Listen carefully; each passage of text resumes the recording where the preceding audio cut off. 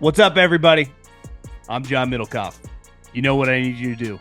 Subscribe to our YouTube channel. We got content for days reacting to every NFL game all the time, every single day. Subscribe, like the videos.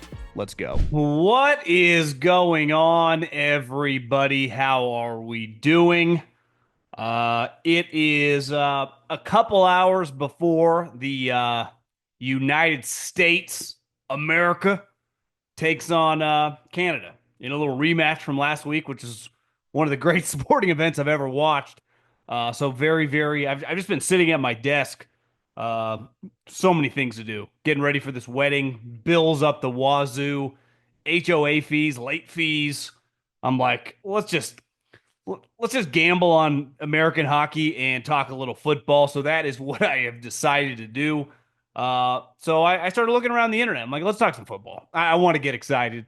And I sent myself an article that I saw last night when I was eating dinner about something I wanted to talk about today. And I think it ties into just the booming business of football right now. A couple stories that came out over the last, I don't know, 24 hours in regards to the NFL business. And then we will just rapid fire through some other football stories on this Fugazi, as the Italians like to say. Fugazi Friday. I like to say Fugazi, but Fugazi. Beautiful Friday. And I actually thought about this. Listen, it was a Fugazi when I was young, and it might be becoming one again because of the time. So we will dive into that. One of my favorite shows of the week. But other than that, next week will be exciting. The Combine, which I've been the last couple years, but because my wedding is the following week, I got too much stuff to do, couldn't go. So we will not be at the Combine next week, though I am excited. A lot of stories come out, so it's a fun week to record podcasts, whether you're there or not. So we will look forward to that, and kind of kicks off. I've been saying it all week. Free agency, maybe get some buzz on some trades. I'm ready because I already miss the games, but like there's nothing you can do about that. So we will just enjoy what we got when we got it. Let's start with this. I've thought about this for a while, and listen, it could be factually incorrect, but I can't imagine a business has made more millionaires than the NFL over the last 30, 40 years. Now, maybe there are companies that are invested in, like Apple, some of the major companies in America that a bunch of pensions are involved with. But just in terms of people actually working for that company, W-2s, the 32 NFL teams, and I'd probably include the league office, the NFL business is pretty insane right now. Obviously, the players have never been richer and they've never made more money. Same thing goes for coaches.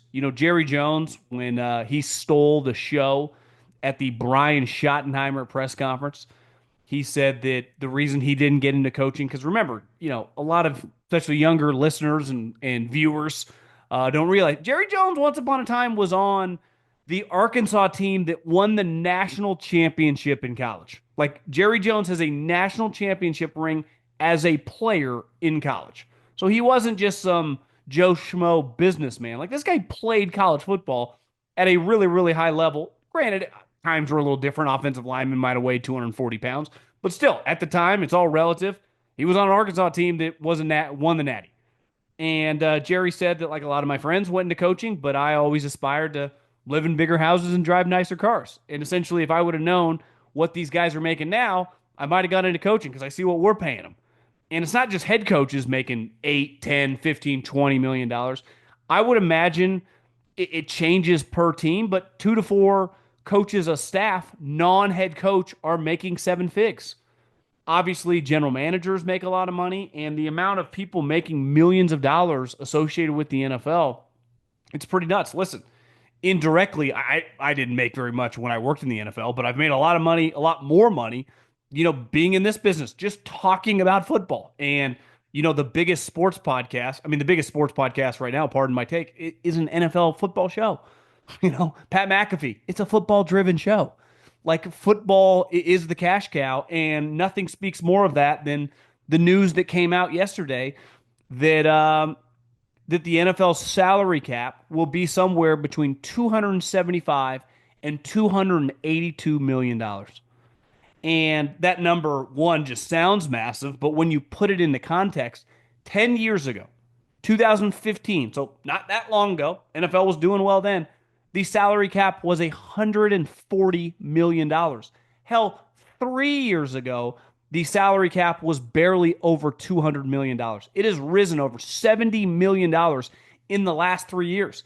And honestly, if you look at the last 5 years, it would have gone a lot higher if it wouldn't have been for 2020 and 2021, where the salary cap actually went the wrong way for a year in 2021 because of the diminished revenues because of the Rona.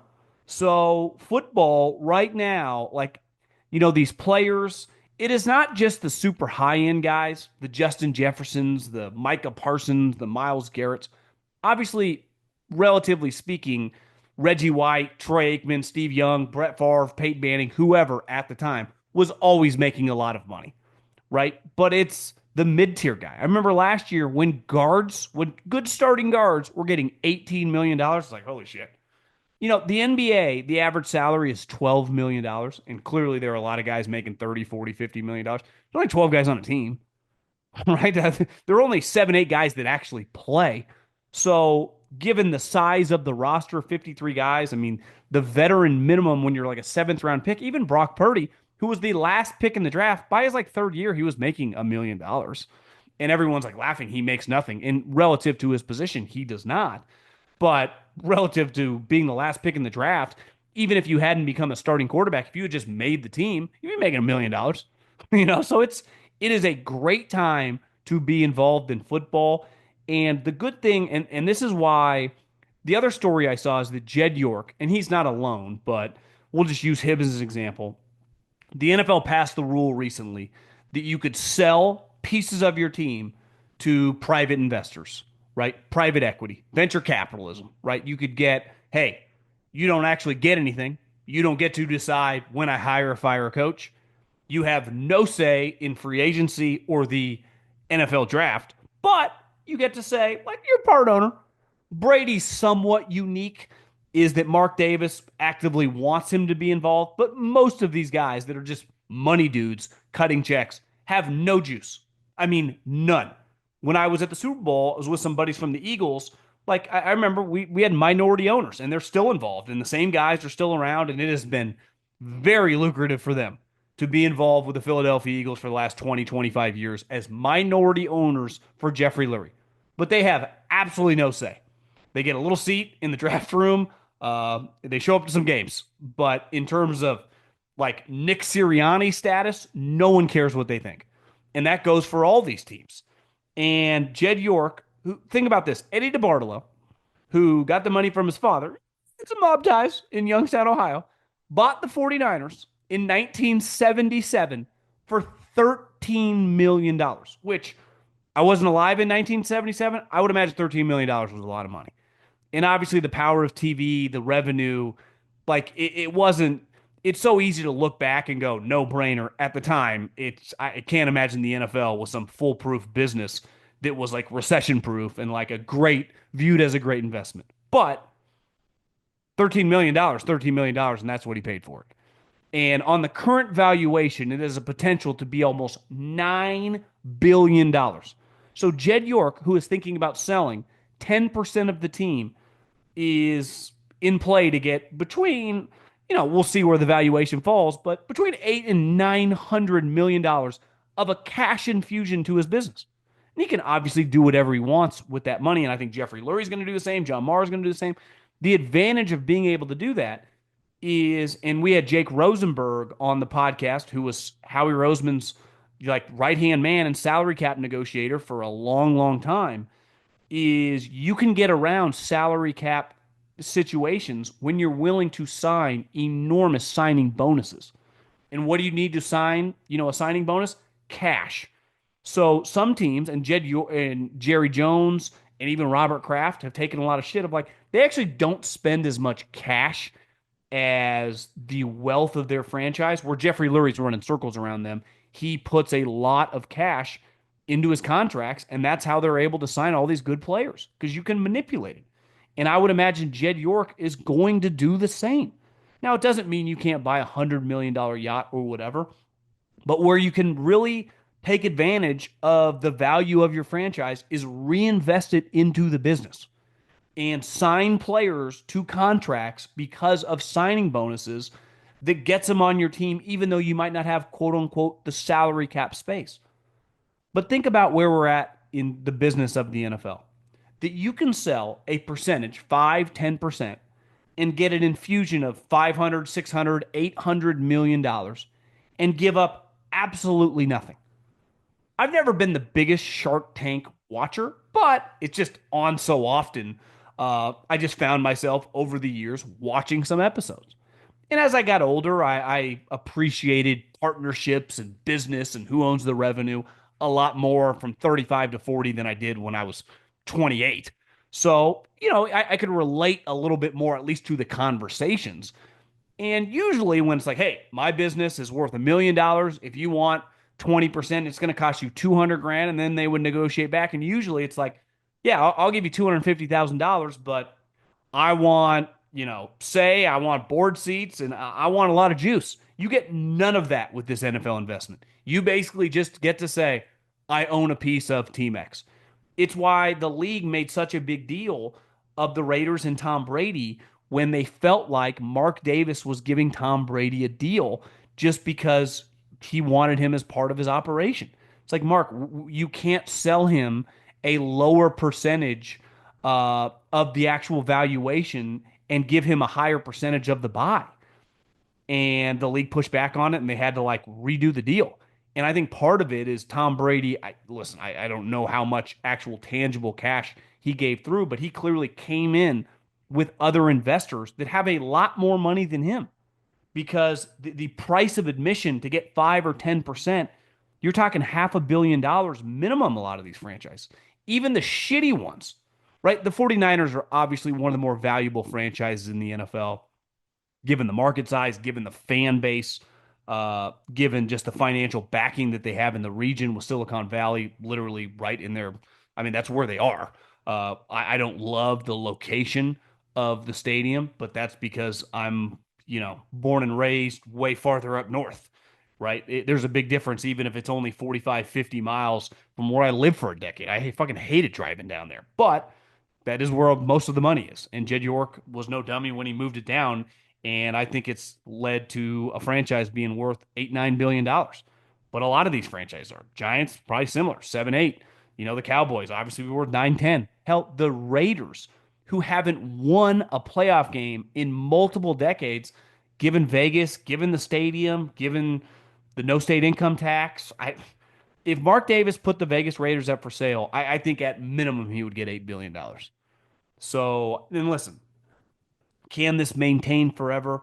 I've often thought like I've lived long enough to know the NFL probably the next 40 years of my life. Knock on woods, I go that far. Like when I'm 80 years old, are they still the dominant property? You'd be crazy just to feel confident saying that. But right now, they feel pretty untouchable. And listen, we can go back and forth, and we will during free agency. This guy's getting screwed. This guy's getting screwed. Like T. Higgins, he's really getting screwed. Well, even if they franchise him again, which, listen, I think franchising a guy back to back years is moronic business. Like you're bad at the business of the NFL if you franchise a guy back to back years, mainly because you clearly want him on your team. And if you franchise T. Higgins back to back years, you're basically paying him $48 million, and both the lump sums of 21 and now $26 million hits all of your cap. Meanwhile, you got like the AJ Browns and these other guys making big money, and their cap hit is way lower. T. Higgins total, like if you would have signed him last year, you probably could have got him for $75 million guaranteed. Instead, you're paying him on a yearly basis that's impacting your, like, it's just stupid. To me, it's just low level business. But like, listen, like T. Higgins won't love getting franchised, and I'm sure like go back and forth in, publicly, like, oh, this is bullshit, we're getting screwed. He will have just made almost $50 million. in guaranteed cold hard cash in his bank account. Well, after taxes, whatever that comes out to, but still, like he will have made a boatload of money. I bet there are great wide receivers in the 2000s and definitely in the 90s that never sniffed making $50 million. Like let's just look up Jerry Rice career earnings. My guess would be I'll go $48 million. I was high. It was $43.5 million. And Jerry Rice obviously was drafted in 84, but he played at a Pro Bowl level up till the early 2000s. Now, $45 million back in the 90s was a lot of money, but relative to what these guys are making, it's a completely different world. And like I said, franchise tagging a guy back to back years to me is poor management. It's poor ownership, poor GMing. Like I don't put that on T. Higgins.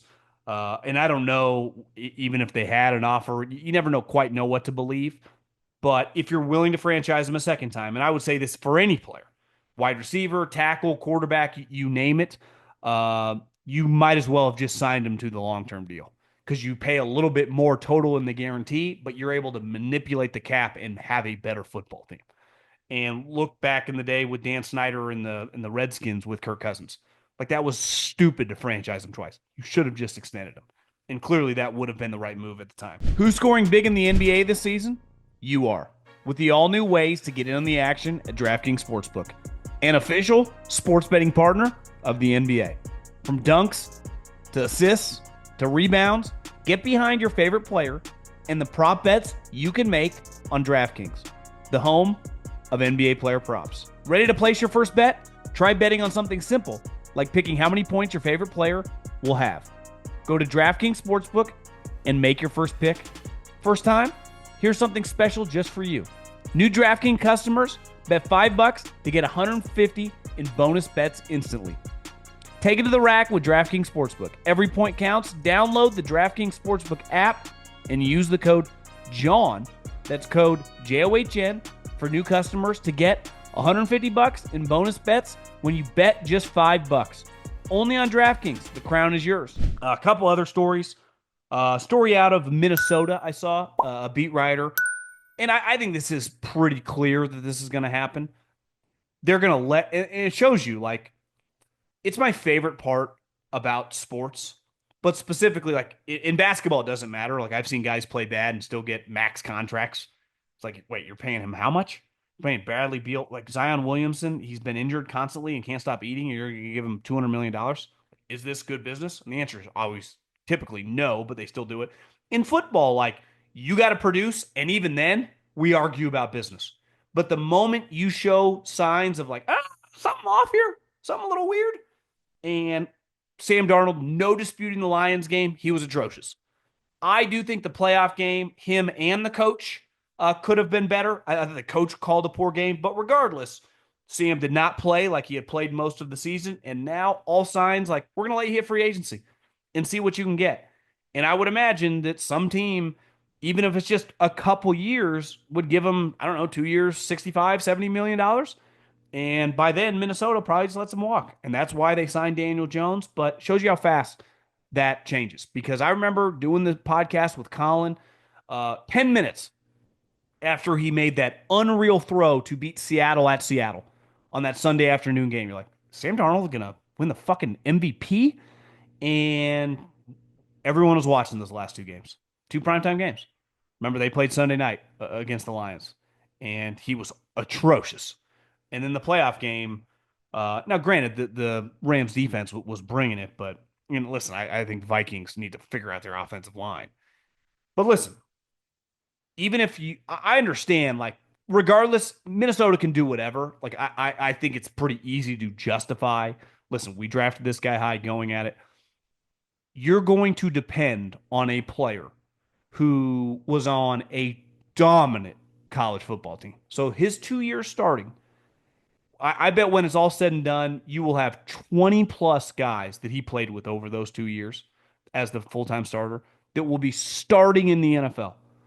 A team that did not lose many games, right? The only games that I can remember them losing now are TCU, which was an awful loss, and that was it. I mean, they didn't lose a game the second year. and he was not tasked with like, hey, bro, this is gonna be one of those games. Our defense is playing like shit, and we're gonna need 35 points. And I know we got Justin Jefferson and Jordan Addison, but you're gonna have to carry us. You're gonna have to make throws, blitzes, third and longs. Like, buckle up, Buttercup. He's never had to do that. And not saying that he can't, because he can learn too. But like, they're gonna come in next season with goals of they just we're competing to be the number one overall seed. And now it's like, oh, we're just cool with what? Winning 9 games? And hell no. Like, you have a team that is ready made to just be competitive. And that's a lot of pressure to put on a young player who's never started an NFL game. And even in college, like the one thing with Mahomes playing on such a shitty team, it was like, bro, you got to carry us, right? For us to have a shot, you got to be elite. Same Lamar Jackson, same thing. Like Louisville team, like he had to be awesome, right? Josh Allen just got to do whatever he wanted in college, just learn. Like, that's not how JJ McCarthy played. It was like Jim Harbaugh, another run, outside 36 power, power again, power again. Let's run 37 power this time. I there's a lot of risk involved, and I'm fascinated to watch it play out because I love interesting stories in the NFL. And you tell me JJ McCarthy starting week one, coming off the knee injury, where he looked like he weighed 150 pounds in that game against the Lions when he was on the sideline. I'll be tuning in. Uh, Eagles and the Saints. The Saints have hired Doug Nussmeier, who I love Doug Nussmeier. I've known him my first year at Fresno State. He was our offensive coordinator, and I saw him last year at the combine. And he's always been a big supporter of me and listens to my stuff, and he's the man. It's cool to watch his son, who was, I mean, couldn't have been, I don't know, 3 or 4, 5 max when he was the offensive coordinator at Fresno State and he was running around. So he's obviously the quarterback now at LSU. Doug was actually drafted. He was a star player in Idaho, and at the time in the '90s, they were like D1 AA, like what Montana and North Dakota State is. He was a fourth round pick, and him and Kellen obviously have a really, really close relationship. And leaves the Eagles. I mean, he went to Philly because of Kellen Moore. He went to the Chargers because of Kellen Moore. Now he's the offensive coordinator and kind of getting the band back together there. And Kevin Patullo, I think I'm saying that name right, who's worked with Sirianni over the years, has been elevated. This is a tough job. The thing with Kellen Moore, I got a buddy on the staff with separate from Nuss who actually thinks, and I thought this last year, if they were healthy, they are much better than people think. Now they got cap issues, and we'll have to see. Kellen, what they end up doing with Derek Carr. Crazy connections. Kellen Moore played against Derek in college at Boise and Fresno. Nussmeier was like recruiting Derek, who was a senior in high school when Doug was at Fresno State. But the thing is, like, if you keep Derek on the team, you pay him $40 million. And like, listen, I'm not some Derek Carr hater, even though I think he thinks, even though I've known him for 15 years, thinks I am. Blocked me on Twitter. It was more like I was negative toward the Raiders than him. But paying Derek Carr $40 million based on the way he's played recently seems kind of crazy. So we'll have to see. But who else? What are they going to do? Go with Spencer Rattler? That seems pretty bold. If I was a betting man, I guess you just roll with Derek one more year. But who knows? The NFL's crazy. I think the Eagles, it's a tough job, man. I know they've won, obviously, the Super Bowl a couple weeks ago, but it's just one of those gigs where everyone's paying attention.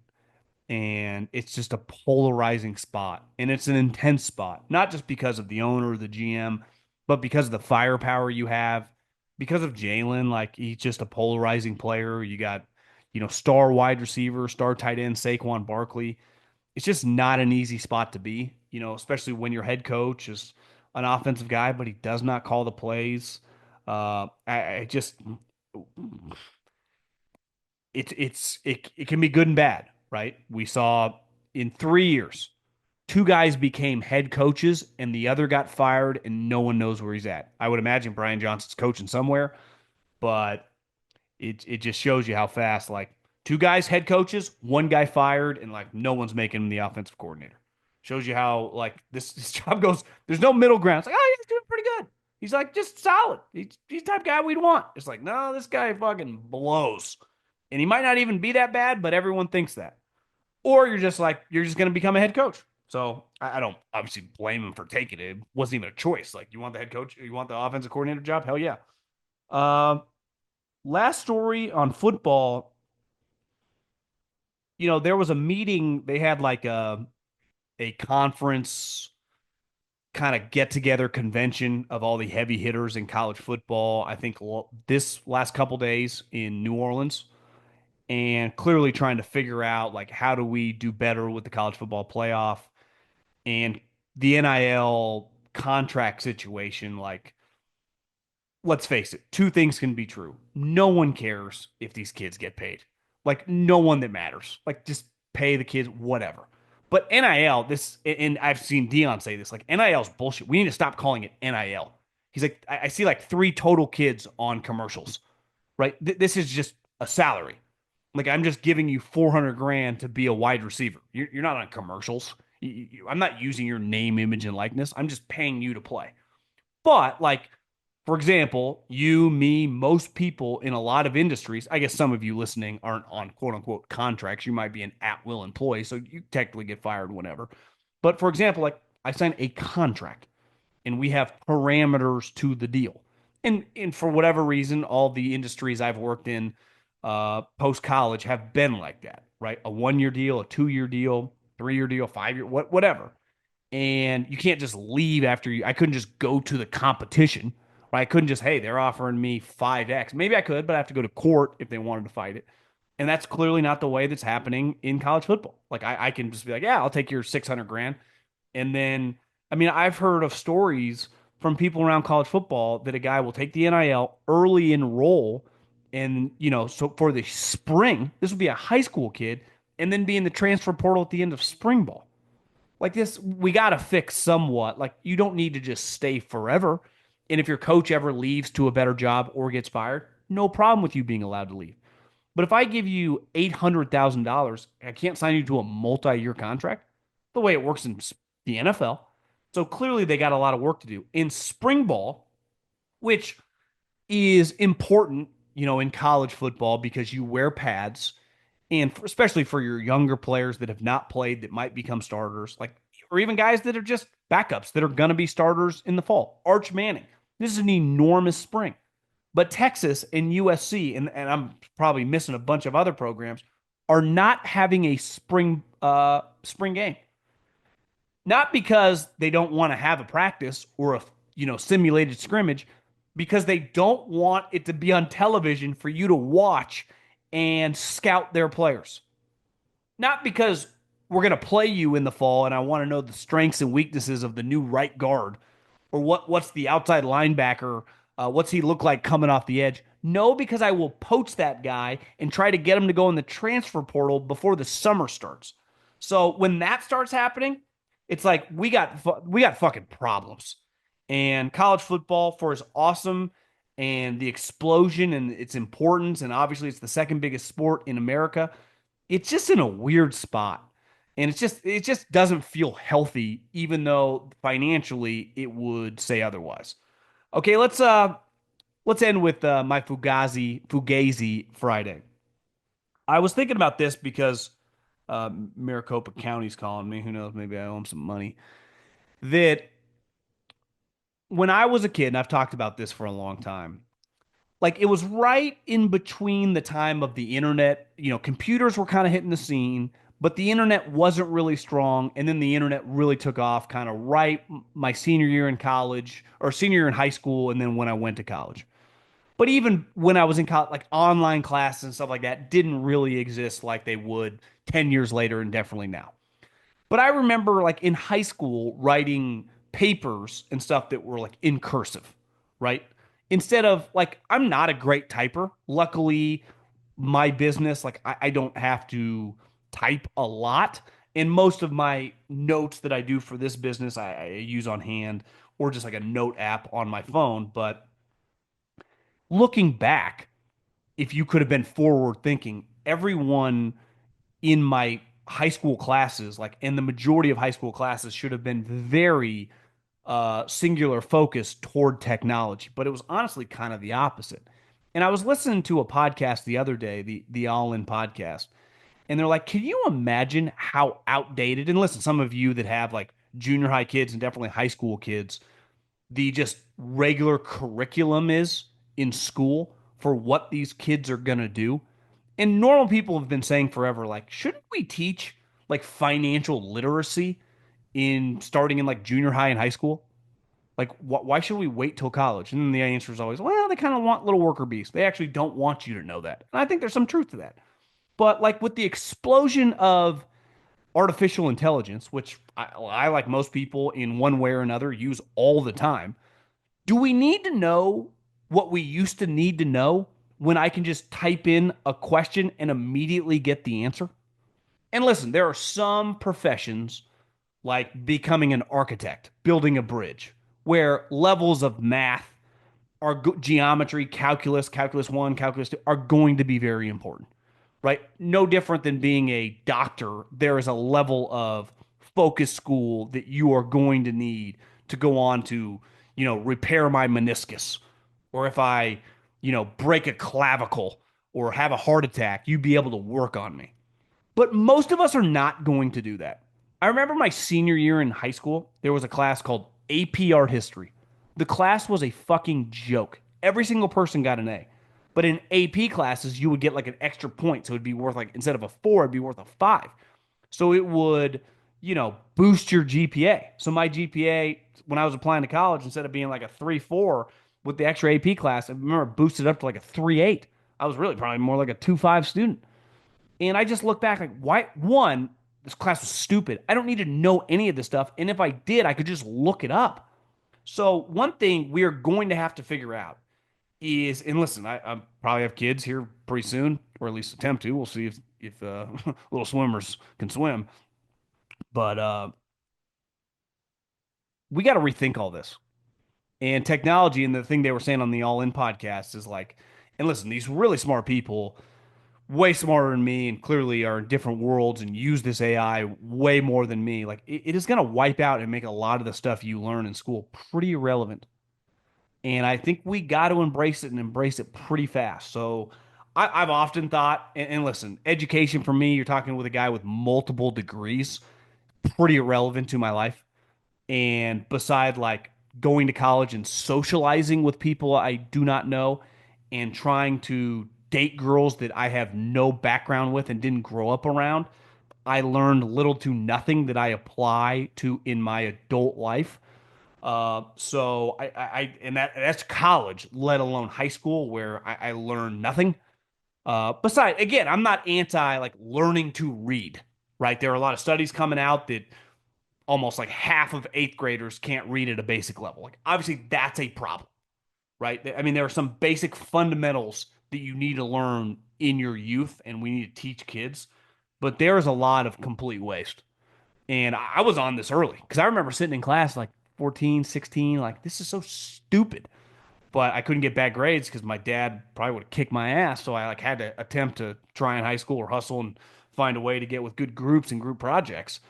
But I remember thinking it was BS 20 years ago. I can't even imagine now technology. Like if everything isn't technologically based for most of these people, I think we're wasting our time. So you talk about a Fugazi. If they ain't changing, and let's face it, a lot of these people, they don't like to change. We're going to have problems coming down the pike.